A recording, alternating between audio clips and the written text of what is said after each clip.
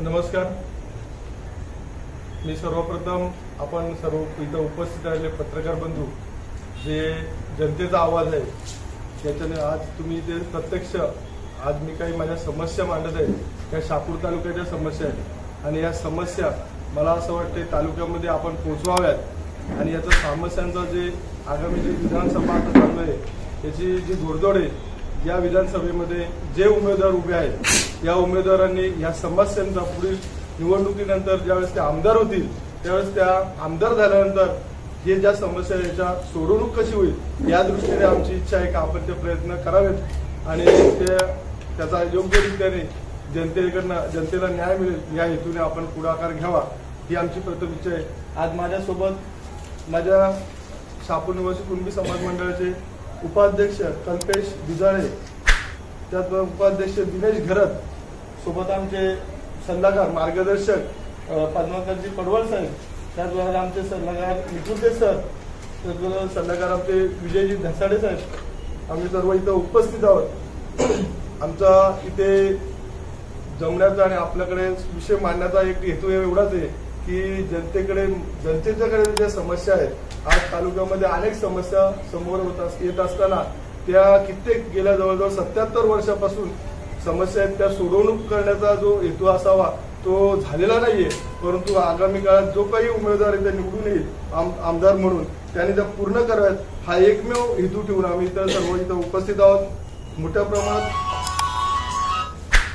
मोठ्या प्रमाणात असलेल्या ज्यावेळेस समाज तिथे काही मागणी करत असतो आणि त्याची जर पूर्तता जर झाली तर मला वाटतं निश्चितच ज्या काही समस्या त्याचा निराकरण झाला तर मला वाटतं नक्कीच आपला चांगला तालुका एक सुजलम सुफलम होऊ शकेल ही एकमेव आम्ही इच्छा ठेवून इथं आलेलो आहेत. मला वाटतं 29 तारखेला आम्ही याच्या अगोदर एक बैठक घेतली होती आणि समाजाला सगळ्यांना बोलवलं होतं, पदाधिकाऱ्यांना बोलवलं होतं आणि त्या बैठकीमध्ये आम्ही एक विषय घेतलेला का निवडणूक आता समोर आहे आणि या निवडणुकीमध्ये काही तालुक्याच्या समस्या आहेत, मग ती नोकरीच्या समस्या असतील, काही तुमचा जे काही डॅम आहे 3 डॅम आता इथं तानसा डॅम आहे, भातसा डॅम आहे, वैतरणा डॅम आहे, बीएमसीच्या धरणार बीएमसीला पाणी पुरवठा म्हणजे महानगरपालिकेला आपण पाणी पुरवठा करतो आणि त्याच्या बदले आमच्या तालुक्याला काय न्याय मिळतो, अशा मोठ्या समस्या ज्यावेळेस समोर येत असतात त्यावेळेस तालुक्यातून काही आपल्या अपेक्षा असतात आणि त्या अपेक्षांची पूर्तता झाली तर मला वाटतं निश्चितच या स्वरूपात आपला शहापूर तालुका चांगल्या पद्धतीने समाधानकारक राहू शकतो ही एकमेव इच्छा असते. मला वाटतं आगामी काळात या गोष्टीचा याची पूर्तता झाली तर नक्कीच आम्ही सर्व एक समाधान व्यक्त करू शकतो उमेदवाराकडनं, कारण तो आमचा पाठपुरावा करणारा विकासाच्या दृष्टीने तो उमेदवार पाठपुरावा करत असेल. मला असं वाटतं माझ्या ज्या काही मागण्या आहेत म्हणजे आमच्याकडनं ज्या मागण्या आहेत त्या मला वाटतं आगामी काळात आमदारांनी त्या कराव्या पुढे निवडून आल्यानंतर. तर मी माझ्या ज्या इथे मंडळाकडनं किंवा समाजाकडनं मागण्या ज्या आहेत त्या आपल्याला वाचून दाखवतो आणि त्याच्यावर आपण काही विषय आपले काही असतील प्रश्न विचारायचे ते विचारू शकता. गेल्या 77 वर्षामध्ये विकासाच्या बाबतीत आम्ही मुंबईच्या जवळ आहोत, परंतु विकास पाहिजे तसा झालेला नाहीये. तो विकास नक्कीच व्हावा या दृष्टीने आगामी काळात निवडून येणाऱ्या आमदाराकडे आमच्या अपेक्षा आहेत. यात मुंबई महानगरपालिका यांना शहापूर तालुक्यातील धरणाचे पाणी जात असून त्याचा मोबदला शेष स्वरूपात आरक्षित करण्यात यावा. शेष स्वरूपात याचा अर्थ असा की जिल्हा परिषदला काही शेष स्वरूपात जो फंड येतो तो फंड आमची जमीन, आम्ही लोक भूमीहीन होतो, आमचं पाणी तिथं राहतं, मग तो येणारा फंड आहे हा तालुक्यासाठी 50% किमान असावा जेणेकरून त्याच्यातनं विकासाच्या दृष्टिकोनातून आम्ही चांगल्या पद्धतीने विकास करू शकतो, वेगवेगळ्या योजना राबवू शकतो. शासनाने सकारात्मक विचार करून शहापूरकरांना मुंबई महानगरपालिका नोकरीत आरक्षण लागू करून विशेष प्राधान्य द्यावे. आज आम्ही भूमिहीन होत आहोत, अनेक प्रकल्प आमच्या शहापूर तालुक्यात येत आहेत आणि अशा वेळेस आम्ही आज तानसा भातसा वैतरणासारखी धरणं जिथे आमच्या शेतकऱ्यांच्या जमिनी गेलेल्या आहेत आणि त्याच्यातून मुंबईकरांची ताण भागली जाते, अशा वेळेस आम्हाला आमच्या शेतकऱ्याची मुलं नोकरीत जर प्राधान्य मिळालं तर नक्कीच आमच्या घरचा जो काही पोटापाणीचा रोजीरोटीचा विषय आहे तो इथं सोडवू शकतो. धरण परिसरात असलेल्या गावाचा विचार करता पिण्यासाठी लागणारे पाणी प्रति मानसी शासकीय नियमाने मिळावे. आज प्रति मानसी ज्या पद्धतीने शासकीय नियमामध्ये पाणी मिळतंय तसं मला वाटतं आगाई तानसा वैतरणा ही त्यातला आजूबाजूचा जो परिसर आहे तो पुरेसा पाणी मिळत नसल्याचं दिसून येत आहे. अनेक योजना येतात पण तरीही तिथे असलेले राहणारी रहिवासी लोक आहेत त्यांना पाणी मुबलक मिळत नाही. तर त्याची शासकीय नियमाप्रमाणे म्हणजे 100 लिटर प्रति लिटर 100 असं ज्या पद्धतीने नॉर्म्स असतात तशा पद्धतीने आपल्याला पाणी जर मिळालं तर मला वाटतं निश्चित पाण्याची तहान भागू शकते. अशा पद्धतीने नियम लागू करावेत. तालुक्यातील प्रशासकीय कार्यालय ही ब्रिटिश काळापासून भंगावस्थेत असून त्या इमारती नव्याने उभारून त्या वापरात येतील अशा कराव्यात. आम्ही अनेक वेळा 15 ऑगस्ट असो 26 जानेवारी असो तहसील कार्यालयामध्ये हे विषय मांडण्याचा प्रयत्न केलेला आहे परंतु अद्याप ह्या विषयाकडे दुर्लक्षितपणे बघण्याचा दृष्टिकोन इथं समोर आलेला आहे. आणि वेळोवेळी हा आम्ही प्रश्न तिथं उपस्थित करत असताना तिथे असलेले जे काही कर्मचारी यांना जर चांगल्या पद्धतीने आपण जर ट्रीटमेंट दिली तिथं बसण्याची व्यवस्था जर चांगली असेल मला वाटतं त्यांची मानसिकता चांगली राहील आणि तो येणाऱ्या समोरच्या माणसाला चांगल्या पद्धतीने आपल्या एक ट्रीटमेंट देऊ शकतो आणि त्याच्या पद्धतीने काम करू शकतो. तालुक्यातील रेल्वे स्टेशन असलेल्या ठिकाणी बस स्टँड रिक्षा स्टँड यांची निर्मिती करून त्याची अंमलबजावणी करण्यात यावी. तसेच लांब पल्ल्याच्या सर्व गाड्या शहापूर तालुक्यातील कासारा वासगाव स्थानकात थांबा देण्याबाबत विशेष पाठपुरावा करावा. कारण ज्या लांब पल्ल्याच्या गाड्या आहेत ह्या डायरेक्टली कल्याणपर्यंत जातात किंवा कल्याणवरनं पुढे जातात परंतु हा मधला जो अंतर आहे ह्या अंतरामध्ये जर त्या गाड्या थांबल्या गेल्या तर मला वाटतं प्रवाशांची चांगली पद्धतीने सोय होऊ शकते. याकडे देखील आमदारांनी लक्ष द्यावा भावी काळामध्ये. तर हा एक चांगला प्रश्न आहे का तो येणार प्रवाशांसाठी खूप उपयोगाचा आहे. तालुक्यातील बस स्टँड इमारत अद्याप होऊ शकत नाही. यासाठी इमारत व त्या इमारतीत स्त्री पुरुष यांना पुरेसे शौचालय मुतारीची सुविधा असावी. आज कित्येक वर्ष आपण पाहतो की बस स्टँडचा प्रश्न तर निकामी लागत नाही तो आहे तसाच आहे. आपले मागे तर ते पडण्याच्या ह्याच्यात होतं पण अनेक तुमच्यासारख्या लोकांनी पत्रकार मंडळींनी तो विषय उचलून धरला आणि त्याच्यानंतर कुठेतरी आता ते काम चालू होण्याच्या मार्गात पण ते लवकर व्हावं आणि तिथे पुरेसे शौचालय मुतारीची सोय आवश्यक तेवढी निर्माण करावी ही एक आमची मागणी आहे. तालुक्यातील हवेलगत असलेले बस स्टँड करिता आरक्षित जागेत मुतारी हा देखील मुतारी आणि प्रश्न शौचालयाचा प्रश्न एकदम गरजेचा आहे कारण हवेलगत तशा पद्धतीची सोय कुठेही दिसत नाही.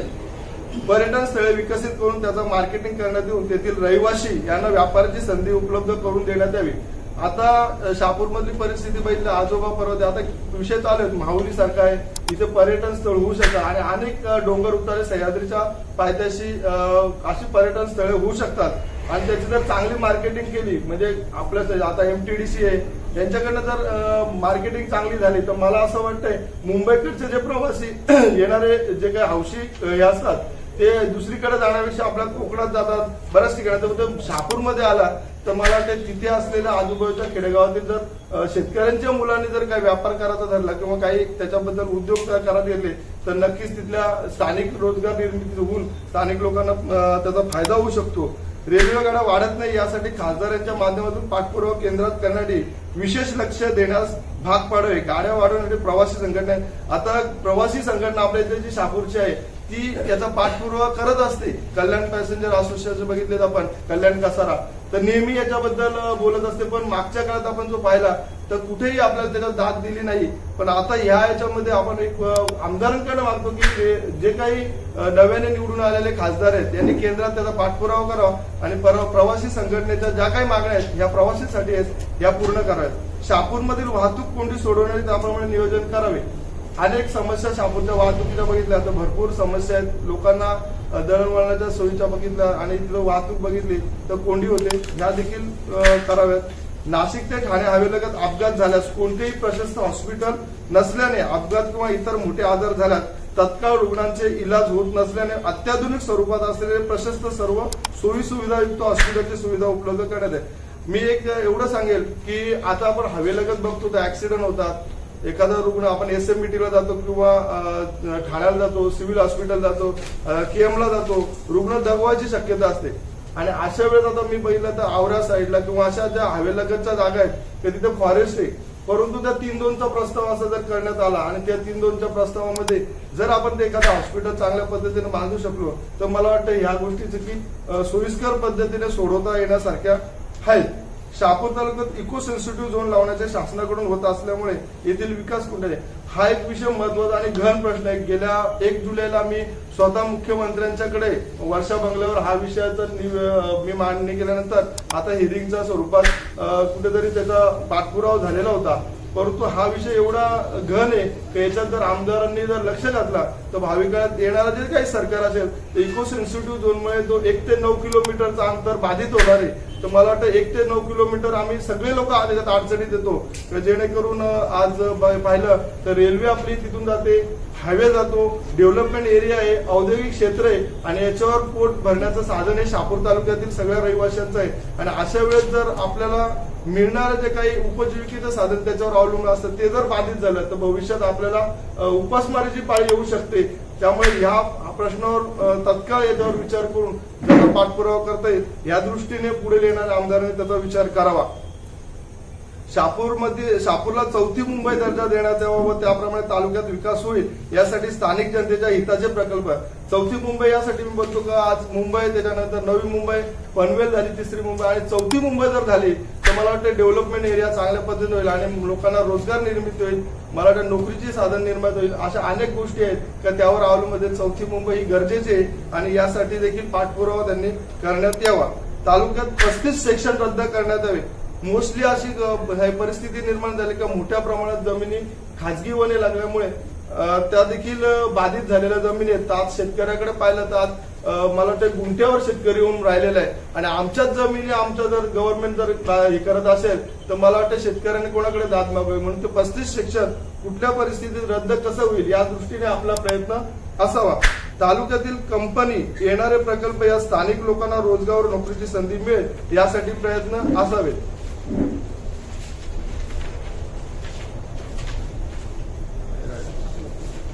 शहापूर तालुक्यात एप्रिल पासून पाणी टंचाई निर्माण होत असते. याचा विचार करता भातसा धरणाचा बॅकवॉटरचा पाणी लिफ्ट करून मोठ्या स्वरूपात जलकुंभ निर्माण करून त्यामधून टंचाईग्रस्त गावे यांची होत असलेली पाणी टंचाई दूर करण्यात यावी. मोठ्या प्रमाणात एप्रिल पासून पाणी टंचाई होते ती देखील आपल्याला जर पाणी लिफ्ट केलं बॅकवॉटरचं एक जलकुंभ दिलं तर मला वाटतं ते पाणी पठाराच्या भागात चांगल्या पद्धतीने त्याचा उपयोग होऊ शकतो तिथल्या लोकांसाठी. शहापूर तालुक्यामधील भातसा धरणाखाली असलेल्या गावांना बावली धरणामधून न वगळता बावलीचं धरणाचं पाणी मिळालं पाहिजे. परंतु पुढच्या भविष्याच्या दृष्टीने पाहिलं तर त्यांना भातसा धरणातील देखील पाणी मिळावे यासाठी पाईपलाईन तयार करून गुरुत्वाकर्षणाद्वारे मुबलक पाणी मिळावे. म्हणजे काय करावं, टॅपिंग जर केली तर मला वाटतं ते देखील प्रॉब्लेम सॉल्व्ह आणि ते होण्यासारखं आहे. जर त्याच्यात प्रयत्न केले तर मला वाटतं नक्की ते प्रॉब्लेम देखील आपले सॉल्व्ह होतील.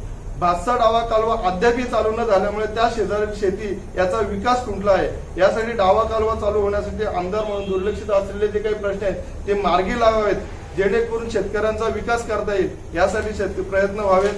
जातनीय जनगणना करण्यासाठी आपल्याकडून विधान भवनात लक्षवेधी मांडणं गरजेचं आहे. कारण आजची परिस्थिती आहे की जातनीय जनगणना होत नाही तोपर्यंत आम्ही किती संख्येने आहे ते कळत नाही आणि त्याच्यामुळे सगळं काही बजेटवर परिणाम होतो, सगळ्यावरच परिणाम होतो. म्हणजे ज्याला ज्याचा हिस्सा पाहिजे त्या पद्धतीने त्याचा हिस्सा त्याला मिळत नाही. त्यामुळे ह्या गोष्टीसाठी प्रामुख्याने तिथे लक्षवेधी व्हावे पाहिजेत आणि आमच्या आमदार जो निवडून जाईल त्यांनी त्यासाठी नक्कीच प्रयत्न करणं गरजेचं आहे. भातसा उजवा कालवा सिमेंटचा असून नेहमी नादुरुस्त होऊन त्यास गळती लागत असते व कालव्याला लागून असलेली जमीन नादुरुस्त होत असते. त्याला लोखंडी पाईपद्वारे शेतीसाठी पाणी पुरवठा होऊन गरज असलेल्या ठिकाणी चेंबर देऊन शेतकरी यांच्या शेतासाठी जल सुविधा निर्माण करावी.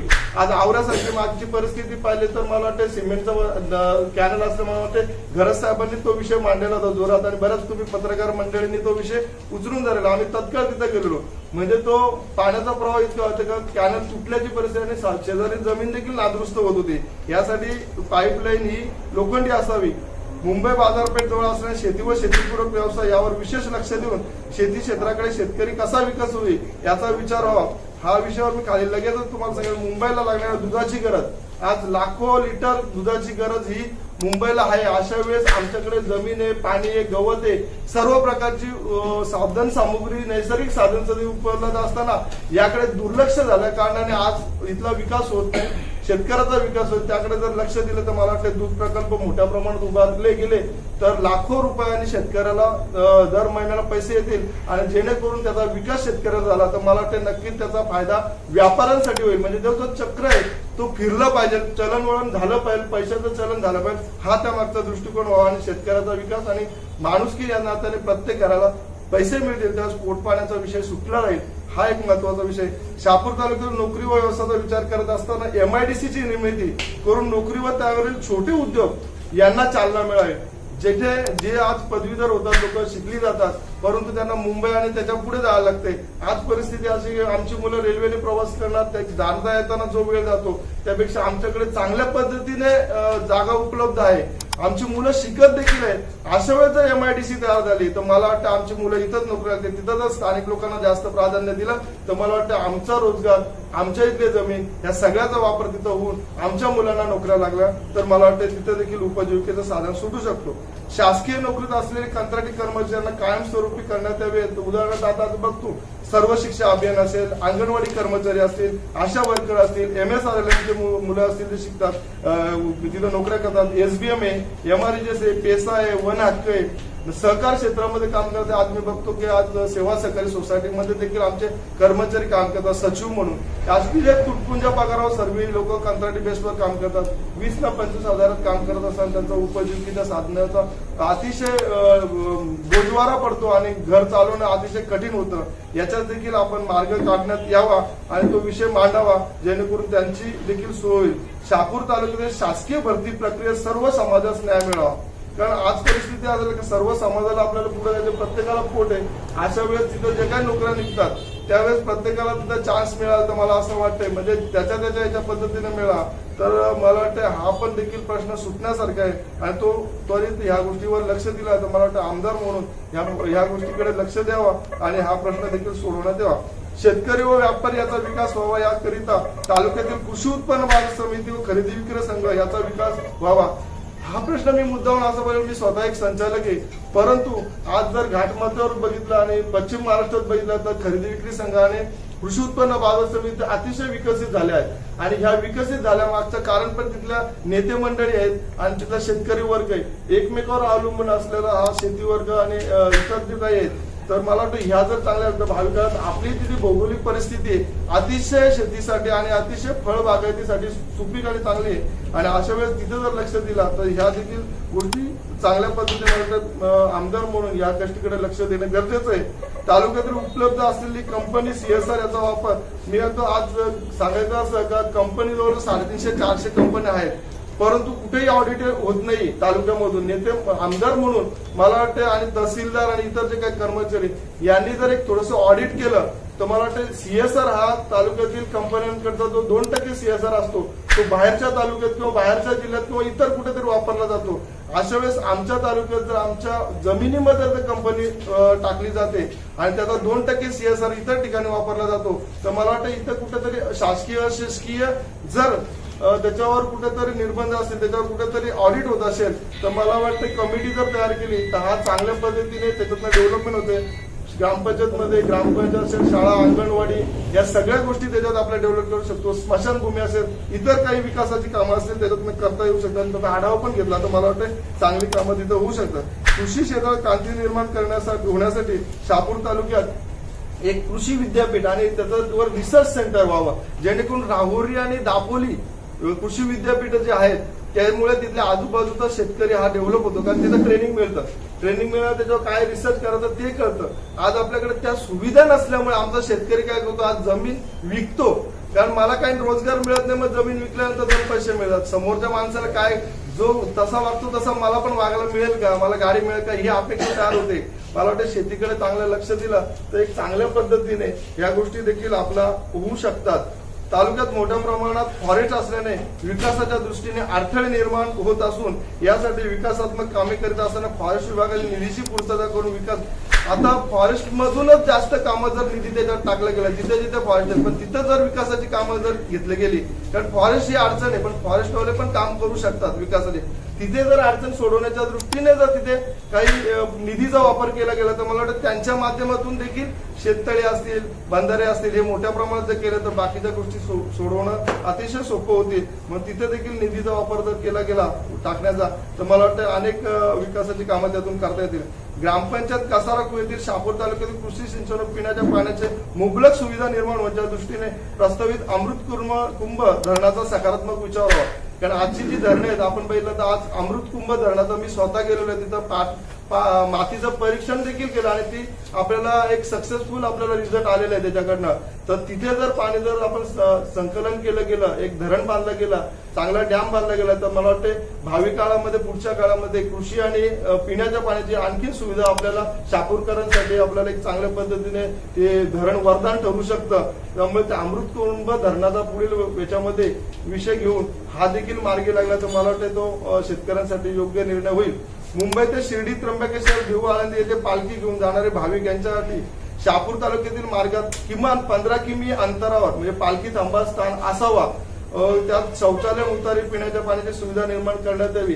कारण मी मोस्टली बघतो की एकदा कसारापर्यंत जात असेल तर कोणी कुठेही बसतो, कोणी कुठेही झोपतो, त्यांना पिण्याची पाण्याची सुविधा नसते, मुतारी नसते, शौचालय नसते. अशा वेळेस पायी जाणारी जी लोक आहेत मग देहू, आळंदीला असतील, शिर्डीला असतील, त्र्यंबकेश्वरला असतील, यांना जर 15-15 किमी अंतरावर जाताना येताना जर कुठेतरी बसण्याची सुविधा जर मिळाली तर मला वाटतं हा देखील प्रश्न एक त्यांना जे काही भाविक आहेत त्यांच्यासाठी चांगल्या पद्धतीचं नियोजन केलं तर मला वाटतं तो देखील प्रश्न एक चांगला मार्गी लागू शकतो. अशा पद्धतीने आमचे जे काही विषय आहेत हे विषय विकासाच्या दृष्टीने, धोरणात्मक दृष्टीने एक चांगले विषय आम्ही घेऊन आहोत आपल्यासमोर. आमदार म्हणून ह्या विषयांची जर मला वाटतं येणाऱ्या आमदारांनी जर ही विषय जर सोडवण्याचा प्रयत्न केला तर मला वाटतं शहापूर तालुक्यातील जे काही नागरिक आहेत या गोष्टीमुळे सुखावतील. पोटाचा जो प्रश्न आहे, नोकरीचा जो प्रश्न आहे हा सोडवला तर मला वाटतं नक्कीच आज सर्वात मोठा जो विकास असेल तर शहापूर तालुक्यात राहणाऱ्या नागरिकांच्या पोटाचा विषय, नोकरी व त्यावर आज जो अवलंबून असलेले जे काही व्यवसाय आहे याची जर प्रगती झाली, शेतकऱ्यांच्या विकासाची प्रगती झाली तर आम्ही नक्कीच अशा आमदाराला कायमस्वरूपी देखील पाठिंबा द्यायला तर त्याने अशी प्रगती करत राहावी. आम्ही नक्कीच सगळे शहापूरकर हे त्याच्या पाठीशी राहण्यासाठी तयार असू. पण मात्र आमच्या शहापूर तालुक्यातील नागरिकांचा विकास, शेतकऱ्याचा विकास होणं अपेक्षित आहे आणि ते झालं तर मला वाटतं काही अडचण नाही. अशा आमदाराला आम्ही निवडून द्यायला कुठल्याही परिस्थितीत तर कुठं न बघता द्यायला माझी तर मला असं वाटतंय असा कोणाचाही आमदार असेल त्याचं जर विजन चांगलं असेल तर आम्ही त्याच्या पाठीमागे नक्कीच उभे राहू. आणि सर्व आमचे आज ज्येष्ठ नागरिक आहेत, आम्ही स्वतः जे काही शहापूरमध्ये काम करत असतो, सामाजिक कार्य करत असतो, आमची तेवढीच अपेक्षा राहतील का समोरचा आमदार हा चांगल्या पद्धतीने कामाचा असावा, त्याच्याकडे कुठेतरी विजन असावं, पुढे जाणारा असावा. आम्ही मुंबईपासून जेमतेम 60 किलोमीटर अंतरावर आणि 60 किलोमीटर असताना आम्ही जर दुर्लक्षित राहू तर याच्यासाठी दुर्भाग्य कुठेच नसेल.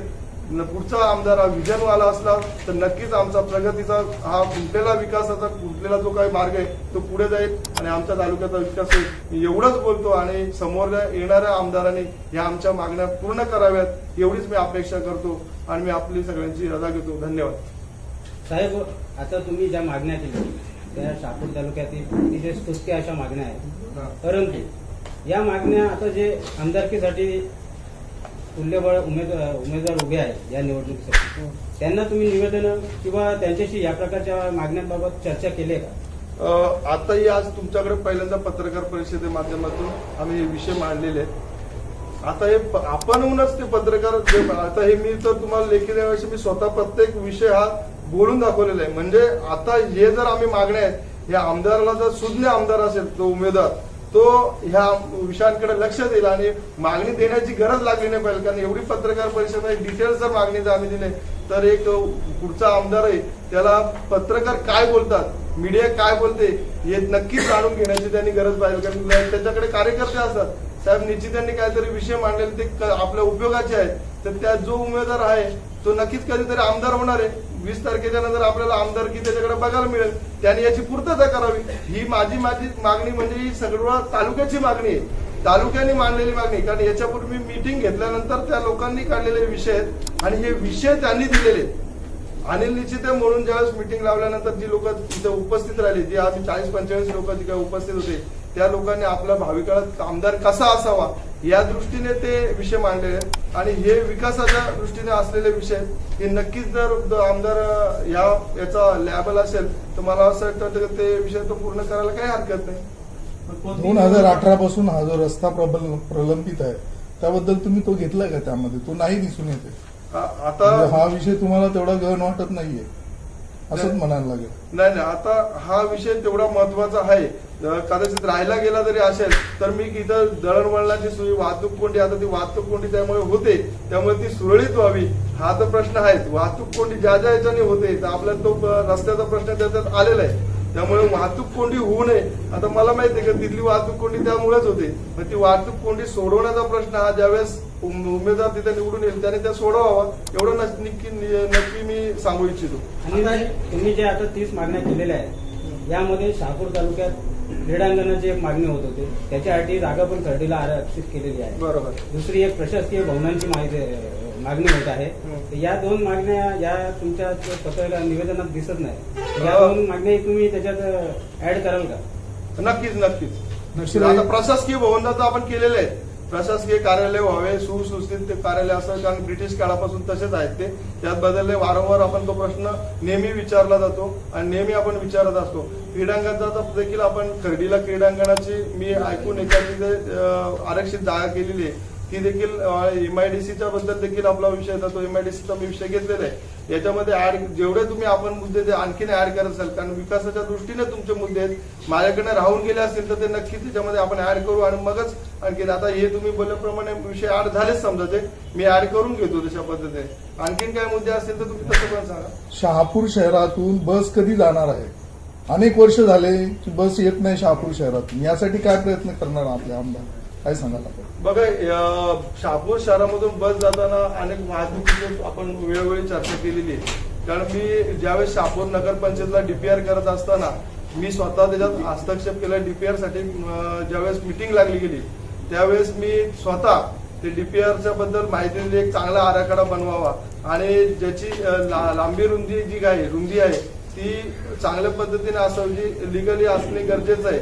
आज शहापूरमध्ये जो काही दोन्ही बाजूचा विषय बघितला तर मोठ्या प्रमाणात रस्ता जरी असेल तरी तिथे अडचण, म्हणजे तिथे येणारे जे काही स्वतः एक दुकानदाराला एक कळायला पाहिजे की आपण ती गाडी कुठं लावतो स्वतःची, ते रस्त्यावर गाडी लावतात आणि हे होऊ नये. त्याच्या पुढे मी एक विषय घेतलेला की बाबा तुम्ही ज्यावेळेस नवीन बिल्डिंग बांधता, नवीन कन्स्ट्रक्शन करता, तर तुम्ही ज्यावेळेस खालती जे काही असेल तिथे तुम्ही कुठेतरी पार्किंग असावी, म्हणजे ग्राहक देखील ती पार्किंग करू शकतो गाडी आणि तुमची स्वतः तुम्ही तिथं मालक असल्या कारण तुम्ही पण गाडी पार्किंग करू शकता. परंतु ही सुविधा होत नाही, कारण नवीन डीपीआर मध्ये त्या गोष्टी त्यांनी मी मांडलेल्या असताना आता ज्यावेळेस कोणती मान्यता द्यायची असेल तर मला वाटतं या नवीन कन्स्ट्रक्शन मध्ये तशा करण्यात यावा तर ते प्रश्न सॉल्व्ह होईल आणि याच्यासाठी आमदारांनी पुढाकार घ्यावा.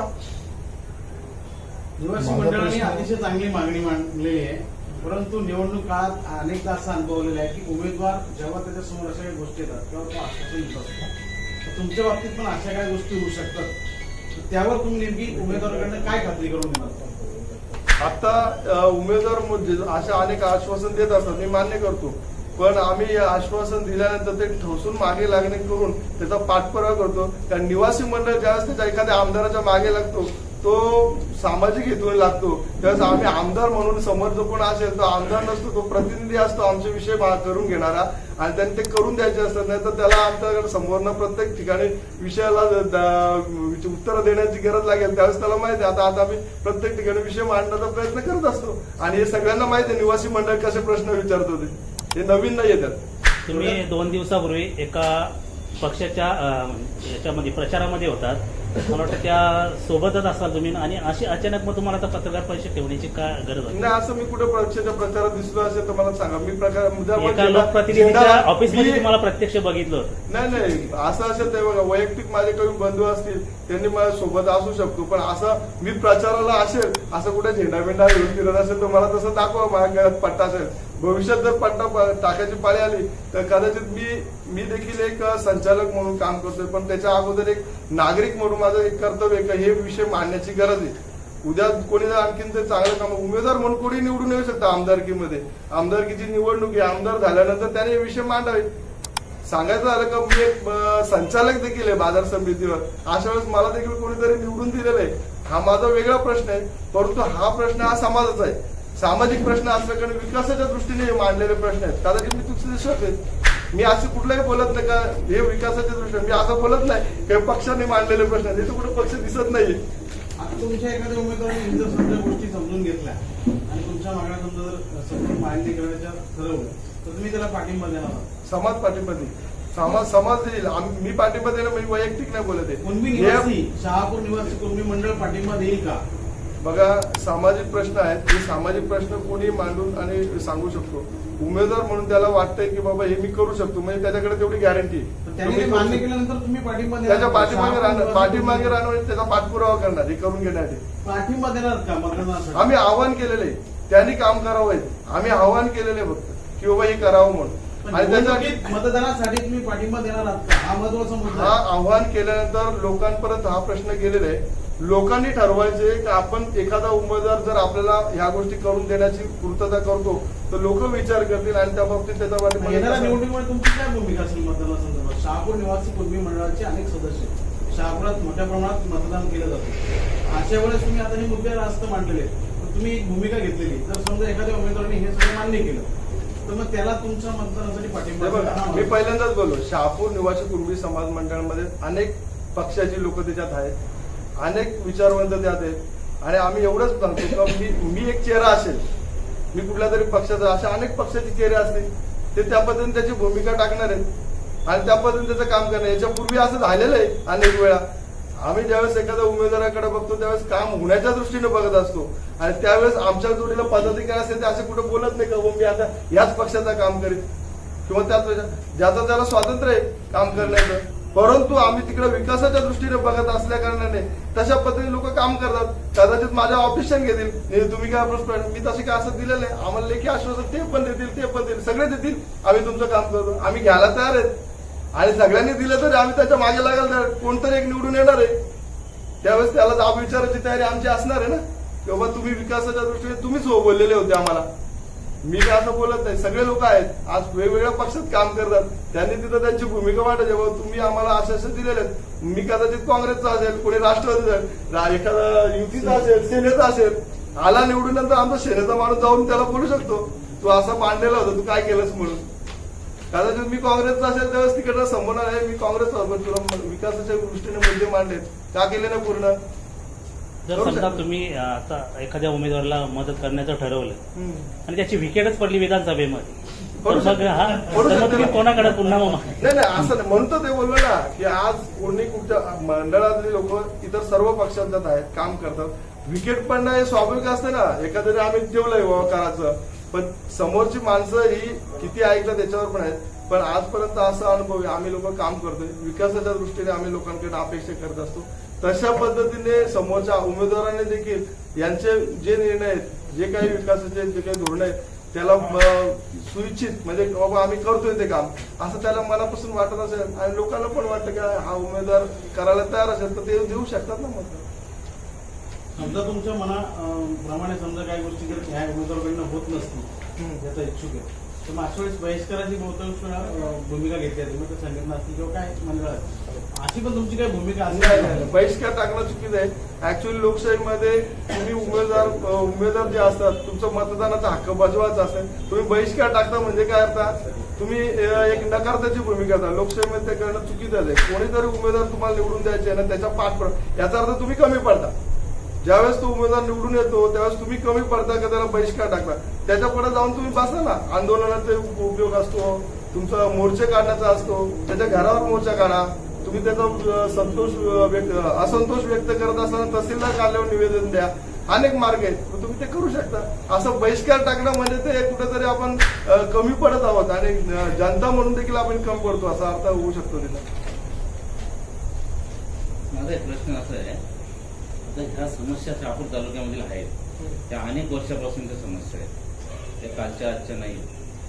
आपल्याकडे काय होत आहे, निवडणूक लागायच्या आधी आणि निवडणूक लागल्यानंतर म्हणजे जेव्हा आमदार निवडून येतो त्या 5 वर्षामध्ये कुठल्याही समस्यांना आपण पाठपुरावा करत नाही आणि ते कालबाह्य होतात. निवडणूक म्हणजे जेव्हा 5 वर्ष संपतात त्याच्यानंतर मग आपण जागे होतो त्या समस्येच्या संदर्भात. तर त्या 5 वर्षामध्ये त्यांच्या मागे लागून जनतेला तुम्ही कसं शाश्वत करा?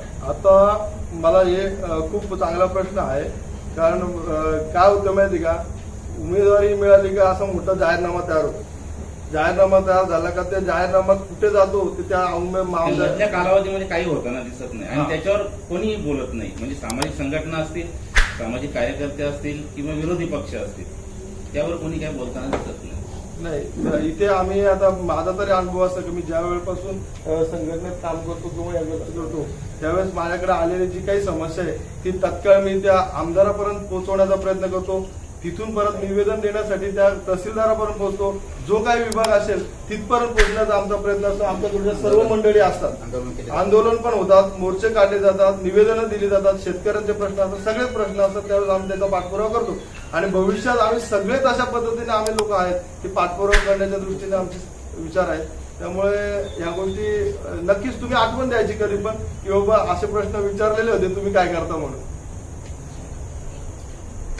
ठीक आहे. आज तुम्ही सर्व इथं उपस्थित राहिला आणि हे जनतेचे जे प्रश्न आहेत ते मांडण्यासाठी आम्ही जर इथं राहिलो असते तरी खरं तुम्ही पत्रकार म्हणून आणि प्रिंट मीडिया म्हणून डिजिटल मीडिया म्हणून आज हे तुम्ही प्रत्येक घराघरापर्यंत पोहोचवण्याचा तुमचा जो प्रयत्न राहील, मला वाटतं आगामी काळामध्ये निवडणुकीमध्ये हे जनतेचे प्रश्न सुटतील ह्या अपेक्षाने उमेदवार म्हणून जे काही आमदार पुढे होतील त्यांचे ह्या बाबतीत विकासात्मक धोरणं आहेत ती पाठपुरावा करून आम्ही जरी पाठपुरावा करू तरी सोडवण्याचं काम हे त्यांचं असणार आहे. नक्कीच तुम्ही देखील आम्हाला यासाठी साथ देणार आणि अशा पद्धतीने आपण या शहापूर तालुक्याचा विकास कसा होईल या दृष्टीने सर्वांगीण जनताने एकमताने त्या बाबतीत पाठपुरावा करू आणि शहापूर तालुका विकसित करू या दृष्टीने सगळ्यांचे आपले प्रयत्न असतील. धन्यवाद.